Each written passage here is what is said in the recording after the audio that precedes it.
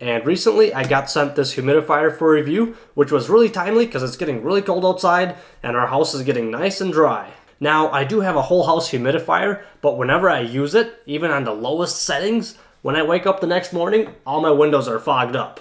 They're not really good quality windows and they have wooden frames, so I thought it would be best to just turn the humidifier off until I someday replace my windows, and then I can go ahead and turn that thing on. But until that day comes, I decided to get a standalone humidifier, and I think I found myself a winner right here.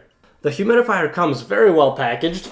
It came in this box right here, which was in another box, which was in another box, so I guess they really make sure you get it in one piece. The box contained the humidifier itself, of course, the instruction manual, which is actually very well put together.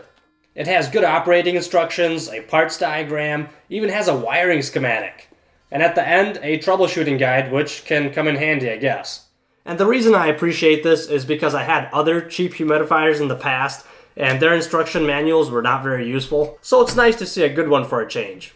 There's also a little brush, I guess, to help clean the innards. You got extra cotton pads, a warranty card.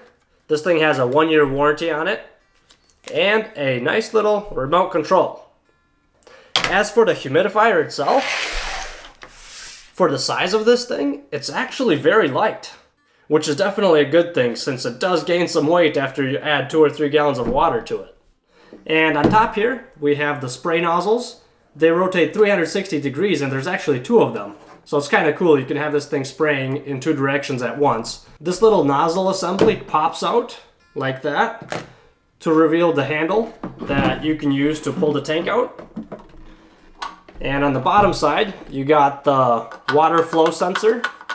Kind of reminds me of a float to stop the water once the water level gets down low enough.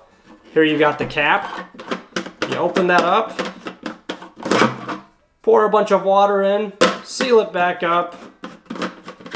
When you flip it on the other side, there's no water that pours out, which is kind of nice. Other humidifiers I had, when you put the tank, you have to kind of put it in fast, otherwise water goes pouring all over the place. This one, no, you flip it over and nothing comes out, which is pretty nice, I think. You put this thing back on, and you're ready to go. And just in case you're wondering what this is, it's just a bunch of water droplets, because I literally just drained this thing before I filmed this video, and it just hasn't had the time to dry out yet. And before we actually check this thing out and see how it works, I just want to point out one really cool feature that this humidifier has that most humidifiers don't have. This little box right here, they call that the aromatherapy box.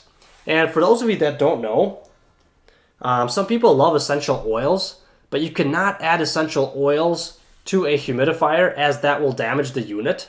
And really, this is the first humidifier I see that actually came up with a way to go around that, where you can add essential oils to the humidifier without damaging it.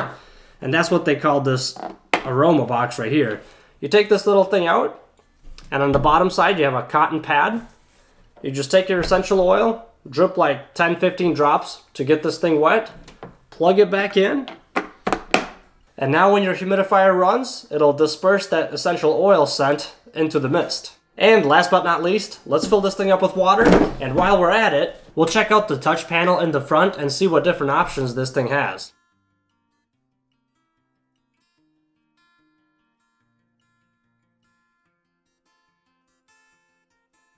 The first thing I wanted to try is that remote control, and I gotta admit I wasn't too impressed with its range.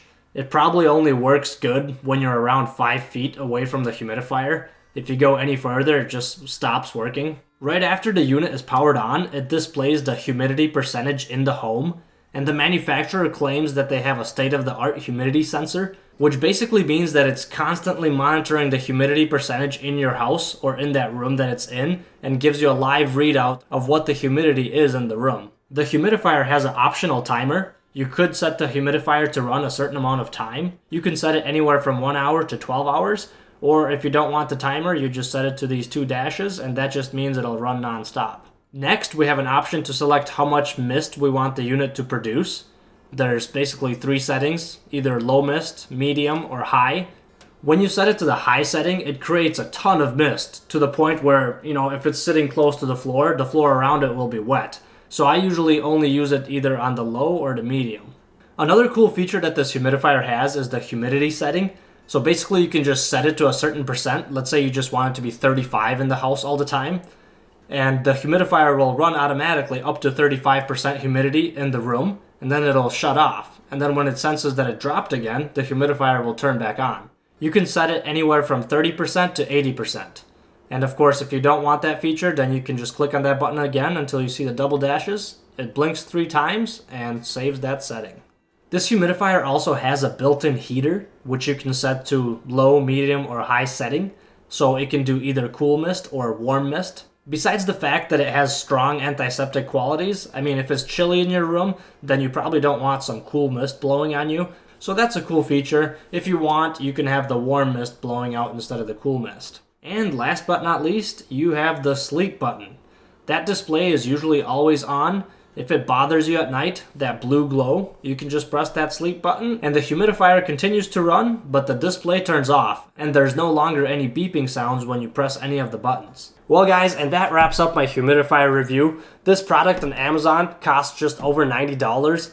Is it really worth that price? I would probably say yes, just because I've experienced the cheaper humidifiers that are like $30, $40. And they're nowhere near the quality of this one. They don't have even half the features that this one has. So yeah, I would recommend it. It is a pretty nice humidifier. But if you know other humidifiers that are better than this one, do let us know in the comments below. Or if you have some questions about this one, maybe I missed something as I was showing it, just ask me in the comments below and I'll try to get back to you as soon as possible. And as always, thank you so much for watching this video. Don't forget to mash that like button on the way out and we'll see you next time.